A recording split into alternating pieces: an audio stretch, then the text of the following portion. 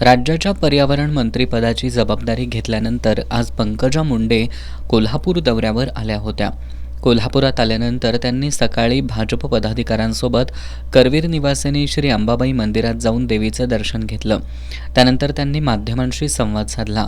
करवीर निवासिनी श्री अंबाबाईच्या आशीर्वादाशिवाय कोणतंही काम होऊ शकत नाही, म्हणूनच मी आज देवीच्या चरणी नतमस्तक होण्यासाठी आले असल्याचं त्यांनी सांगितलं.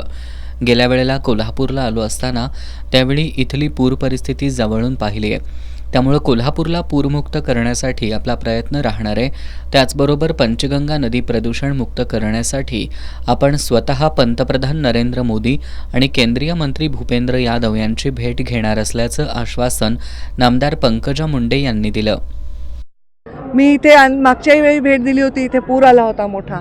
तेव्हा आम्ही असं ठरवलंय की या कॅबिनेट मंत्रिपदाच्या काळामध्ये या भागाला पर्यावरणाच्या माध्यमातून पूरमुक्त करण्यासाठी काय योजना करता येतील त्या करायच्या, आणि त्याचबरोबर प्रदूषणमुक्त नद्या करण्याचंही डिपार्टमेंट माझ्याकडे असल्यामुळे पंचगंगेचा काम हातामध्ये घेऊन हे प्रदूषणमुक्त करण्यासाठी मी स्वतः प्रधानमंत्री नरेंद्र मोदी आणि आमचे केंद्रीय मंत्री भूपेंद्र यादव यांची भेट घेणार आहे आणि मी या कामामध्ये योगदान देणार आहे. मला हे खूप आनंद वाटतोय की मनुष्याच्या तर कामाला आपण आलोच, पण आता मानव जातीला जर वाचवायचं असेल तर पर्यावरण वाचवायचं आहे आणि त्या कामासाठी आता मला योगदान देता येईल.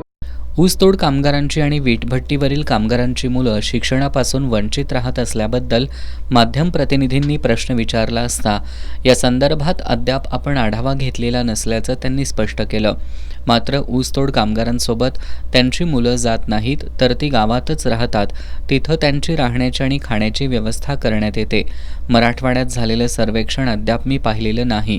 ते कितपत खरं आहे हे पण अजून पाहिलं नसल्याचं सांगताना या संदर्भात आपण मुख्यमंत्र्यांशी भेटून बोलणार असल्याचं त्यांनी सांगितलं. राज्यातील वाढत्या गुन्हेगारीबद्दल बोलताना त्यांनी यामध्ये कोणतंही राजकारण न करता सध्याचं शासन सामान्य माणसाला न्याय देण्याची भूमिका घेईल अशी ग्वाही दिली. यावेळी भाजपचे जिल्हाध्यक्ष विजय जाधव, गायत्री राऊत आणि भाजपचे पदाधिकारी उपस्थित होते.